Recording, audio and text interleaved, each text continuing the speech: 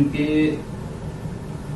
प्रयास से यह संगोष्ठी गोरखपुर विश्वविद्यालय को प्राप्त हुई है। गोरखपुर विश्वविद्यालय दीनदयाल उपाध्याय गोरखपुर विश्वविद्यालय के कुलपति प्रोफेसर राजेश सिंह जी,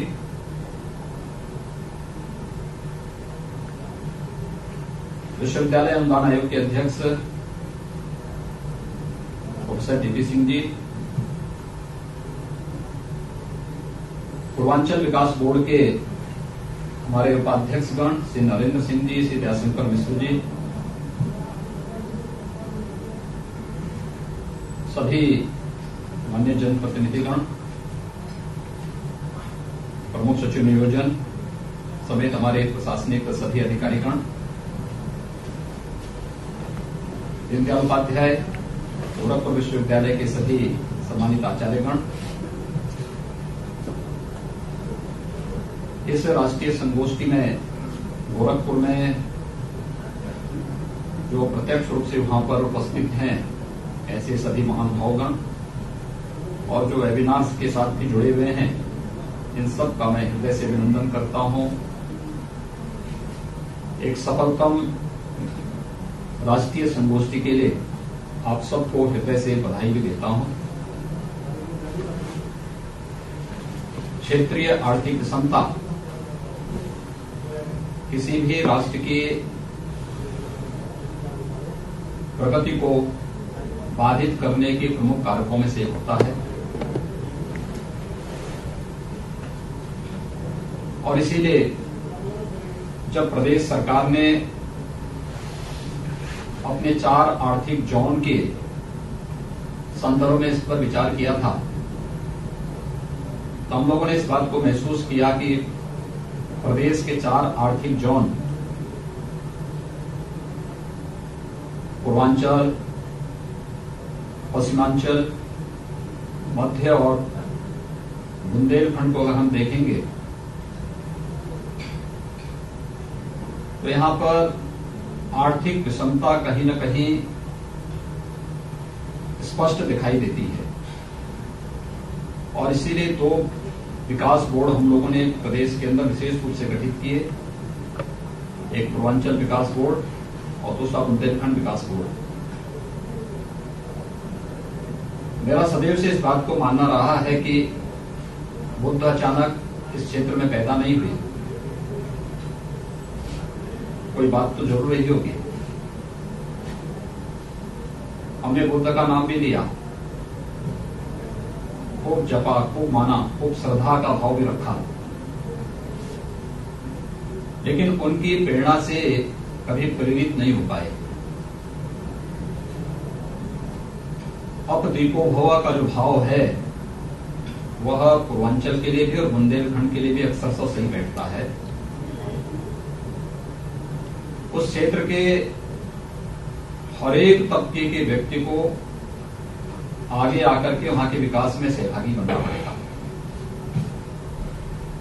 और मैं बराबर इस बात को मानता हूं। पूरी दुनिया के अंदर आप चले जाइए, उनकी अपनी अपनी चुनौतियां हैं और उन चुनौतियों से उभरने के लिए उन लोगों ने अपने मार्ग भी उसी प्रकार से निकाले हैं। प्रकृति की कृपा कहीं पर कम हुई है, कहीं ज्यादा हुई है,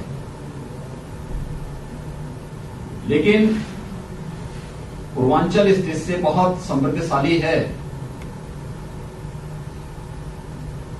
हम इस बात को मान सकते हैं कि दुनिया की प्रथम मानव की सृष्टि भूमि है पूर्वी उत्तर प्रदेश। महाराज मनु को अपनी राजधानी अयोध्या को वैसे ही उन्होंने नहीं बनाया।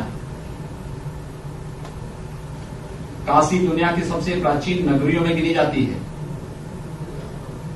प्रयागराज दुनिया के प्राचीनतम नगरों में से एक है।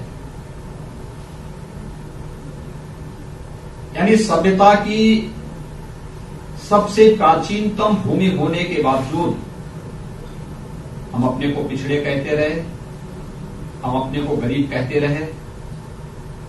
दुनिया की सबसे उर्वरा भूमि हमारे पास, सबसे अच्छा जल संसाधन, मीठा जल। मैंने पूर्वी उत्तर प्रदेश के हर जनपद का दौरा किया है और पिछले 25-30 वर्षों से लगातार मैं पूर्वी उत्तर प्रदेश के हर एक जनपद में गया हूं। मुझे कहीं भी जल की कमी नजर नहीं आई और कहीं भी खारा जल नहीं दिखाई दिया। प्रचुर मात्रा में मीठे जल की उपलब्धता, भूमि इतनी उर्वरा, वास्तव में वह मानवीय सभ्यता की भूमि अचानक नहीं बनी। उसके पीछे कारण थे, प्रकृति और परमात्मा की कृपा उसके पीछे का एक प्रमुख कारणों में से था। मानवीय सभ्यता के लिए जो बहुत महत्वपूर्ण कारक थे उनमें से ये चीजें वहां पर स्वतःस्फूर्त भाव के साथ उपलब्ध थी और उसका लाभ सृष्टि की प्रक्रिया ने मानवीय सभ्यता को आगे बढ़ाने की दिशा में इस रूप में आगे बढ़ाया। लेकिन जहां पर प्रकृति और परमात्मा की ज्यादा कृपा बरसती है वहां पर कहीं ना कहीं लोग भी उसके प्रति बहुत फिर उदार भाव के साथ उस कृपा को ईश्वरीय कृपा मान करके मान लेते हैं कि अब हमें अतिरिक्त प्रयास करने की आवश्यकता नहीं है और वहीं पर हम प्रतिस्पर्धा से पीछे हट जाते हैं। कोई भी समुदाय हो, कोई व्यक्ति हो या समुदाय, अगर उसके सामने चुनौती न हो तो उसकी प्रगति के मार्ग बाधित हो जाते हैं। अगर कोई विरोधी हमारे पक्ष में कुछ, हमारे विरोध में कुछ बोलता है तो ये मान के चलिए कि आप कुछ कर रहे हैं, और अगर आपके पास कार्य करने के अवसर चुनौती के रूप में न हो तो कहीं न कहीं अगर स्वतःस्फूर्त भाव से कार्य करने की प्रेरणा न हो तो हमारी प्रगति बाधित हो जाती है।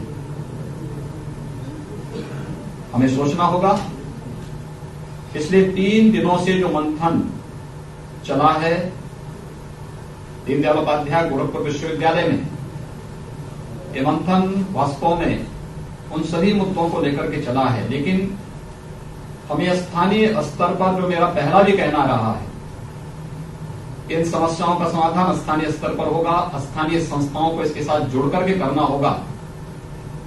हमारी अकादमिक संस्थाओं को स्थानीय सामाजिक, आर्थिक, भौगोलिक परिस्थितियों को जानकर के उसके अनुरूप कार्यक्रम तय करने पड़ेंगे और वे व्यापक संभावनाएं उस क्षेत्र में हैं। प्रति व्यक्ति आय में जो संभावनाएं वहां पर हैं, इसको आगे बढ़ाया जा सकता है। खेती के विविधीकरण के बारे में जो चर्चाएं हुई हैं, हर जनपद में हम लोगों ने 1 या 2 कृषि विज्ञान केंद्र स्थापित किए हैं। कृषि विज्ञान केंद्रों को कृषि विश्वविद्यालयों के साथ जोड़ा है। हर विकास खंड में कृषि उत्पादक, किसान उत्पादक संगठन स्थापित करके कैसे हम खेती को विविधीकरण के साथ जोड़ करके फिर वहां पर लागत, खेती की लागत को कम करके उत्पादन बढ़ा करके इसे मार्केट तक पहुंचाने और उसके निर्यात की संभावनाओं को आगे बढ़ा सकते हैं। इसके लिए प्रदेश सरकार ने स्वयं भी एग्री एक्सपोर्ट की अपनी पॉलिसी को ला करके एक व्यापक संभावना आगे के लिए तैयार की है। हमें इसके लिए तैयार होना होगा और मुझे लगता है कि हमें विकास की इस प्रक्रिया के साथ जुड़ करके न केवल पूर्वी उत्तर प्रदेश के लिए बल्कि उत्तर प्रदेश के लिए और देश के लिए एक नया संबल बनने के लिए खड़ा होना पड़ेगा। सर्विस सेक्टर में जितनी अपार संभावनाएं वहां पर हैं, मैंने पहले दिन भी कहा था कि यहां पे हर प्रकार के टूरिज्म के लिए अपार संभावनाएं मौजूद हैं। आप देखेंगे कि इस सेक्टर में जो अपार संभावनाएं हैं, उन संभावनाओं में हमारे पास स्पिरिचुअल टूरिज्म के लिए जो फुटफॉल है, आपने प्रयागराज कुंभ में देखा होगा, अयोध्या में जिस प्रकार की संभावनाएं बन रही हैं, देश के सर्वाधिक बौद्ध तीर्थ स्थल उत्तर प्रदेश में और उत्तर प्रदेश में 6 प्रमुख तीर्थ स्थल हैं, उनमें से 5 पूर्वी उत्तर प्रदेश में हैं। यानी पूरी दुनिया के बौद्ध पर्यटकों को और श्रद्धालुजनों को आप पूर्वी उत्तर प्रदेश में आकर्षित कर सकते हैं, उन्हें ला सकते हैं। लेकिन इसके लिए हमें वहां पर ट्रेन गाइड तैयार करने पड़ेंगे, उस प्रकार के रेस्टोरेंट और होटल की एक चेन खड़ी करनी पड़ेगी। ओला और उबर की तर्ज पर टैक्सी सेवाओं को भी, पब्लिक ट्रांसपोर्ट की व्यवस्था को भी स्ट्रेंथन करना पड़ेगा। और ये छोटे छोटे कार्य हैं जो जनपद स्तर पर, स्थानीय स्तर पर ट्रैवलिंग एजेंसियों को प्रमोट करके, उनके साथ संवाद बना करके आगे बढ़ाना पड़ेगा। याद करिए 2017 के पहले गोरखपुर में एक फ्लाइट आती थी, वो भी कभी कभी आती थी। आज 9 फ्लाइट आ रही हैं और ये सभी भर करके आती हैं। गोरखपुर से दिल्ली के लिए 3 फ्लाइट हैं, कोलकाता के लिए है, मुंबई के लिए है, बेंगलोर के लिए है, हैदराबाद के लिए भी है, प्रयागराज के लिए भी है, लखनऊ के लिए भी है। और लगातार डिमांड पे डिमांड हो रही है। कुशीनगर में इंटरनेशनल एयरपोर्ट हम लेकर के आ रहे हैं, अयोध्या में इंटरनेशनल एयरपोर्ट है, बनने जा रहा है। श्रावस्ती सोनभद्र में नए एयरपोर्ट दे रहे हैं, आजमगढ़ में नया एयरपोर्ट दे रहे हैं, वाराणसी में पहले से इंटरनेशनल एयरपोर्ट कार्य कर रहा है, प्रयागराज में एयरपोर्ट हमारा फंक्शनल हो चुका है। इंफ्रास्ट्रक्चर के लिए जो अन्य संभावनाएं वहां पर है, पूर्वांचल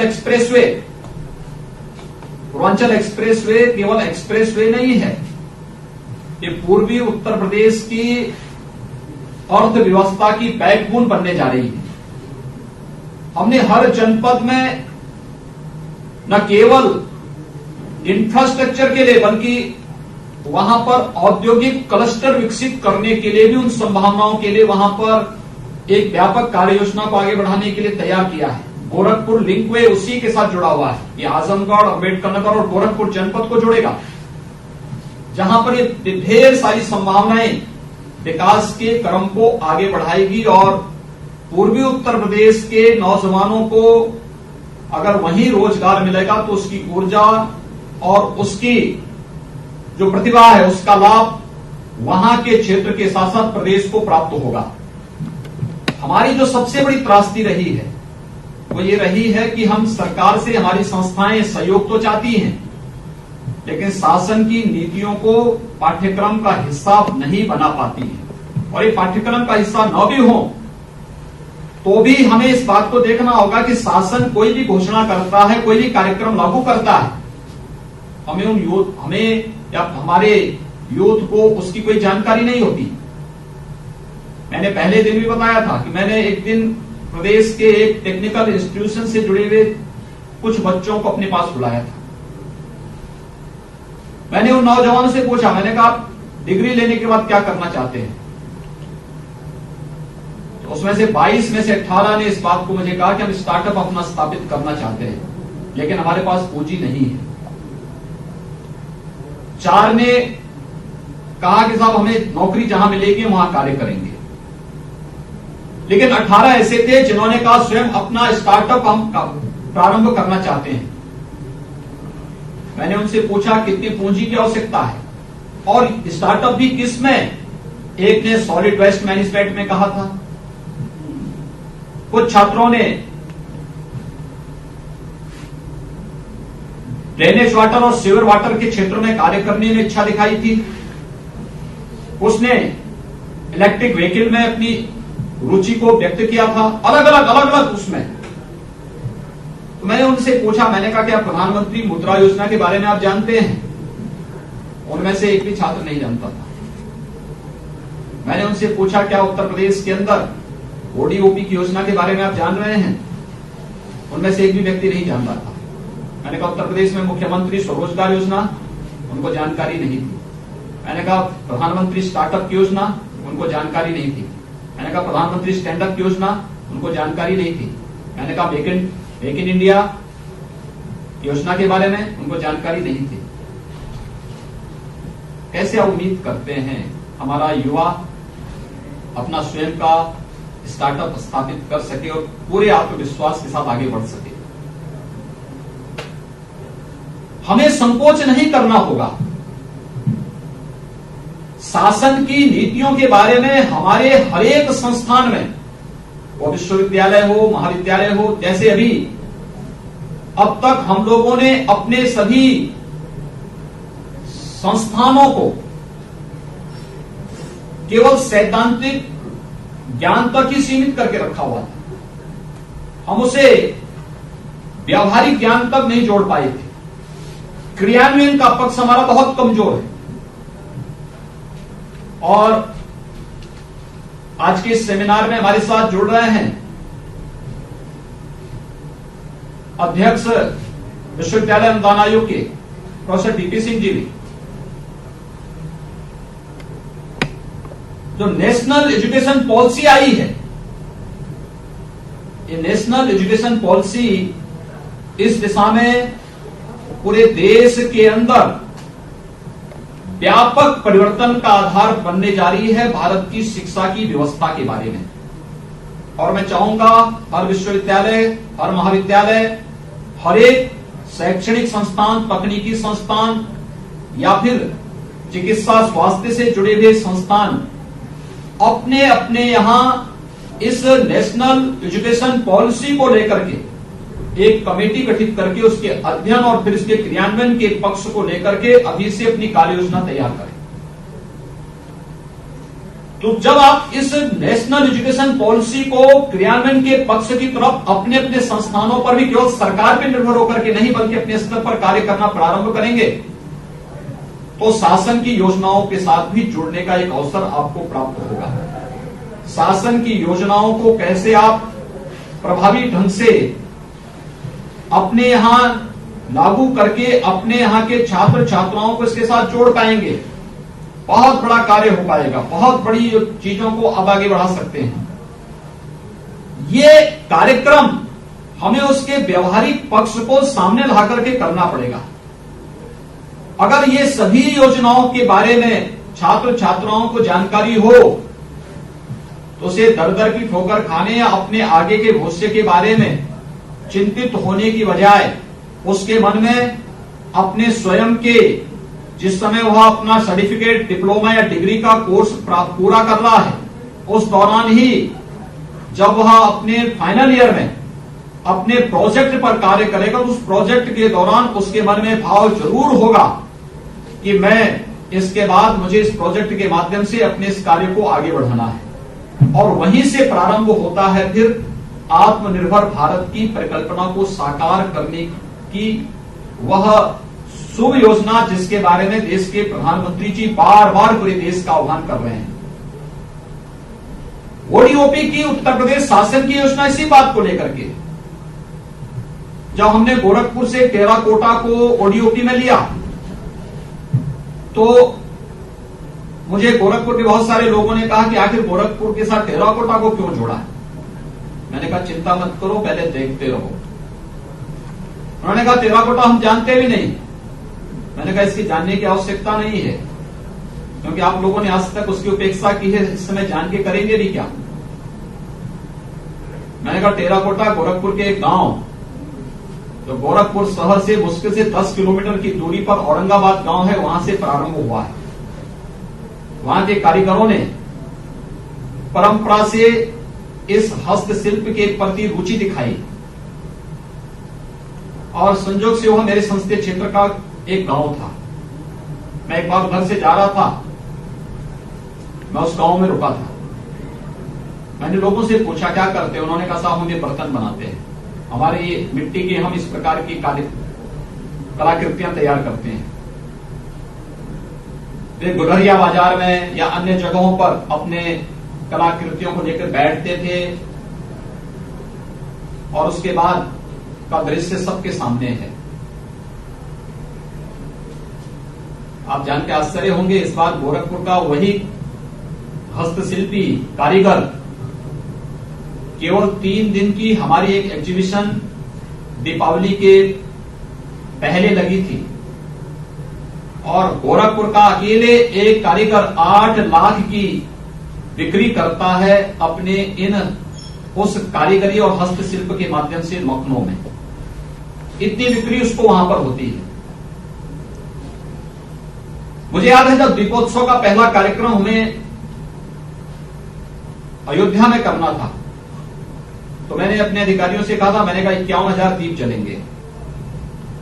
सबको पसीने छोड़ रहे थे, 51,000 दीप कहां से आएंगे। मैंने कहा अयोध्या प्रयास करिए। मैंने कहा कोई प्लास्टिक का नहीं होगा और कोई रेडीमेड नहीं होगा, मिट्टी के दीप होंगे, बाकायदा रुई पड़ेगी, तेल पड़ेगा और फिर इसको जलाया जाएगा।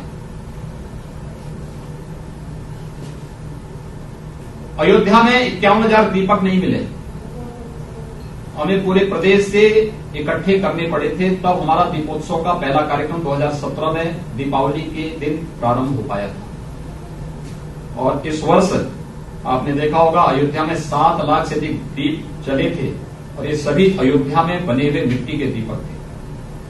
मिट्टी के अलावा बहुत सारी जगह एक नई प्रतिस्पर्धा प्रारंभ हुई कि गाय के गोबर से भी हम दीपक बनाएंगे। एक अच्छी शुरुआत है। हम दीपक के लिए और दीपावली के दिन लक्ष्मी गणेश जी की मूर्ति के लिए चीन पर निर्भर हो गए थे। हमारे यहां सब कुछ मौजूद है, हमारे पास कारीगर मौजूद है, हमारे पास रॉ मटेरियल मौजूद है, हमारे पास सब कुछ मौजूद है, लेकिन हमने चीन पर निर्भरता आसान कर दी। कोरोना के कारण चीन से मटेरियल नहीं आया, लेकिन मैं विश्वास के साथ कह सकता हूं कि इस बार हर घर में मिट्टी के दीपक जले दीपावली के दिन, हर घर में गणेश जी और लक्ष्मी जी की मूर्ति मिट्टी की मिली, जो उत्तर प्रदेश के ही माटी कला बोर्ड से जुड़े हुए कारीगरों ने और गांव-गांव में जो कुम्हार हैं, इन लोगों ने स्वयं बनाई थी। ये है भारत की आत्मनिर्भरता का आधार। और ये हरेक जनपद के लिए इस प्रकार की एक नई उत्पाद दी गई। मैं उस दिन कह रहा था ना, क्या कन्नौज में इत्र है, सिद्धार्थनगर में काला नमक चावल है, मुजफ्फरनगर में गुड़ है, तो प्रतापगढ़ में आंवला भी है, कौशाम्बी में अमरूद भी है, कुशीनगर में केला भी है। इसको प्रमोट करना, इसको मार्केट तक पहुंचाना, इसको हाईलाइट करना, यह हमारा दायित्व है। यह स्थानीय उत्पाद है, परंपरागत उत्पाद, रोजगार की व्यापक संभावनाओं को आगे बढ़ाएगा। उन संभावनाओं को तलाशना, उसको आगे बढ़ाने के लिए प्रेरित करना, ये बहुत सारी संभावनाएं हैं। और हमें जब भी इसमें स्थानीय स्तर पर हम इसके बारे में कार्य करना प्रारंभ करेंगे, बहुत कुछ इसके माध्यम से जानने और सीखने का अवसर हमें प्राप्त होगा। मुझे लगता है जितना आपके मंथन 3 दिनों में इस गोष्ठी के माध्यम से हुआ है, और जो बातें मैं भी प्रमुख सचिव नियोजन के मुंह से सुन रहा था कि इन मुद्दों पर ये सिफारिशें हुई हैं, इससे जुड़ी हुई सभी योजनाएं पहले से केंद्र और प्रदेश सरकार की हैं। संबंधित विभागों के साथ एक बार बैठने का कार्यक्रम आप लोगों का जब बनेगा, तो स्वाभाविक रूप से आप देखेंगे इसके लिए पहले से शासन की योजनाएं हैं, और इन योजनाओं को अगर हम इसके साथ जोड़ देंगे, अतिरिक्त बजट की कोई भी समस्या नहीं होगी। क्योंकि मैं इस बात को देखता हूं, हमारी संस्थाओं की 2 सबसे बड़ी कमी है, वो ये कि जब भी हम उनके पास किसी चीज को बोलते हैं, तो सबसे पहले यानी जो उनके पास मैन पावर है उसका उपयोग किए बगैर ही पहले कहते था हमारे पास मैन पावर नहीं, और दूसरी उनकी त्रासदी होती है, वो कहते था बजट नहीं। मेरा यह मानना है किसी भी अच्छे कार्य के लिए, किसी भी लक्ष्य को प्राप्त करने के लिए दोनों चीजें कभी बाधक नहीं बन सकती, बशर्ते एक शुद्ध नियत से अगर हम उस लक्ष्य को प्राप्त करने की दिशा में प्रयास प्रारंभ कर सके।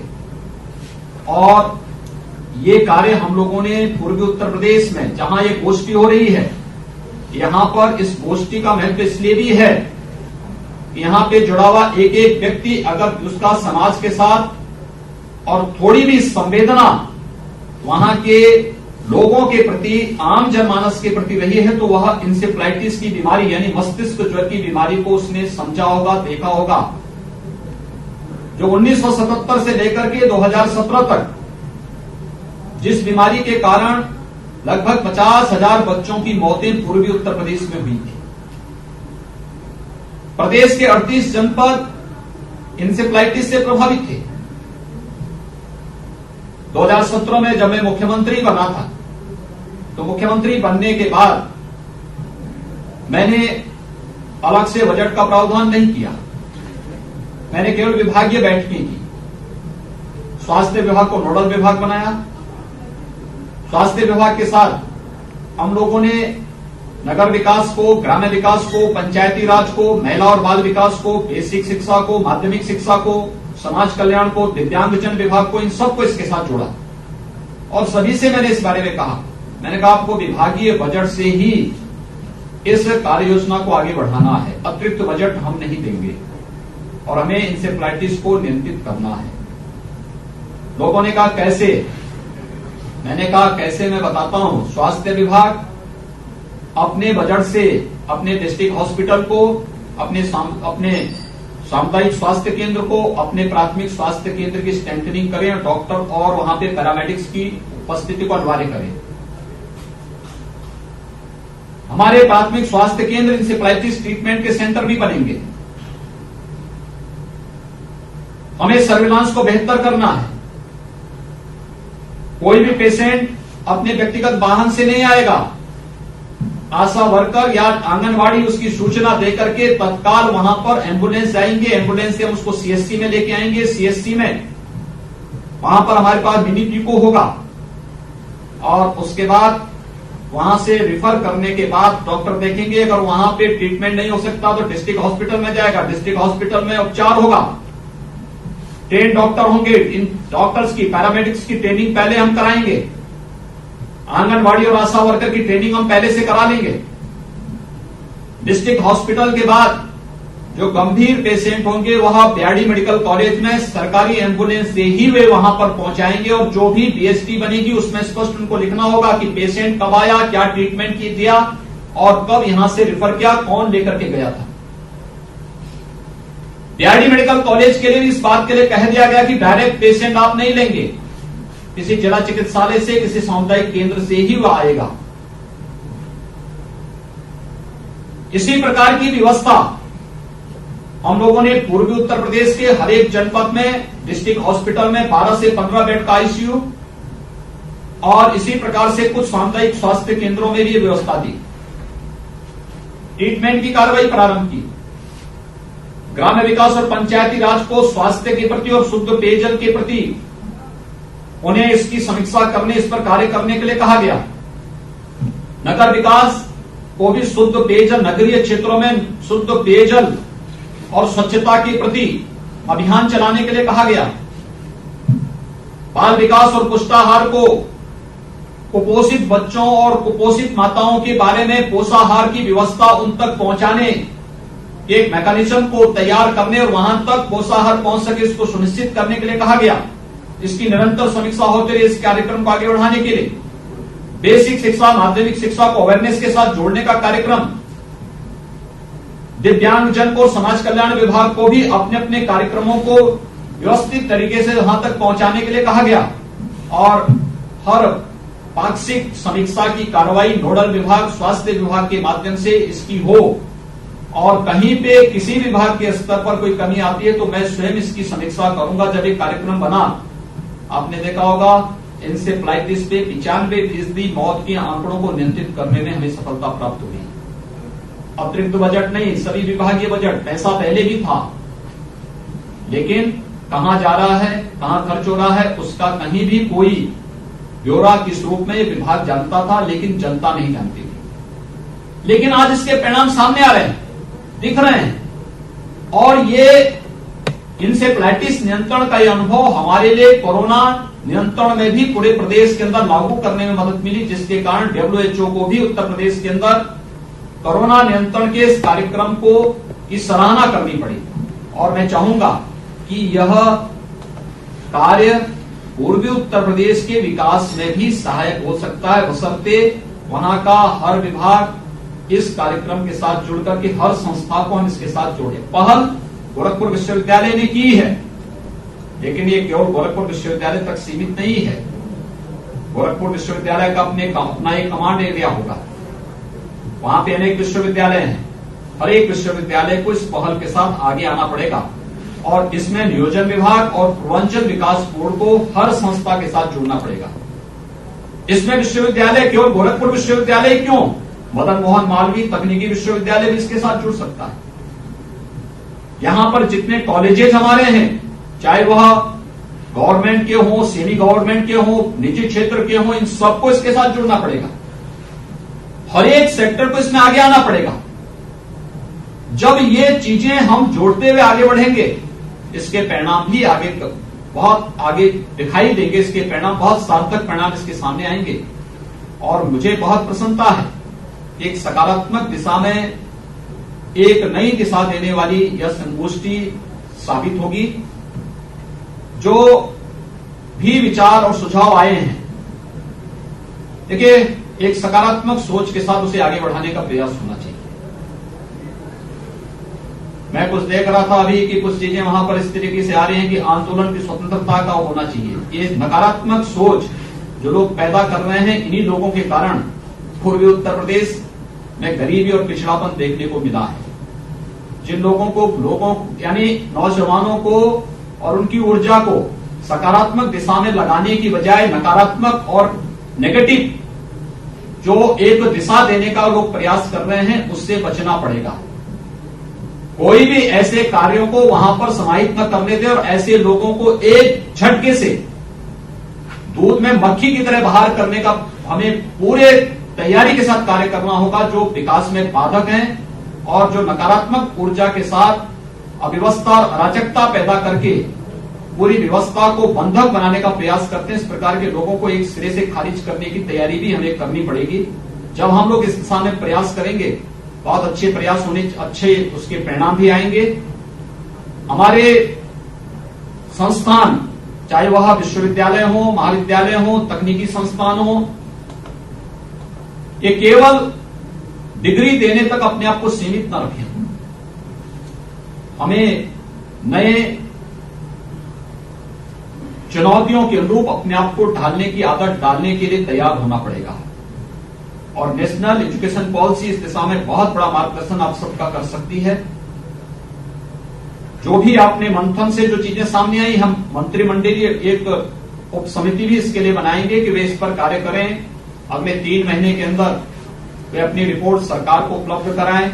फिर वहां पर कैसे हम विभागीय कन्वर्जेंस के माध्यम से, देखिए मैंने ये अनुमति इस संगोष्ठी की तब दी जब मैं वहां पे कुछ प्रयोगों को स्वयं करने में सफल हुआ हूं, और वे प्रयोग मैंने आपके सामने कुछ बताए हैं। कुछ समय आने के बाद बताऊंगा भी कि कौन कौन से हमारे आगे कार्यक्रम चल रहे हैं।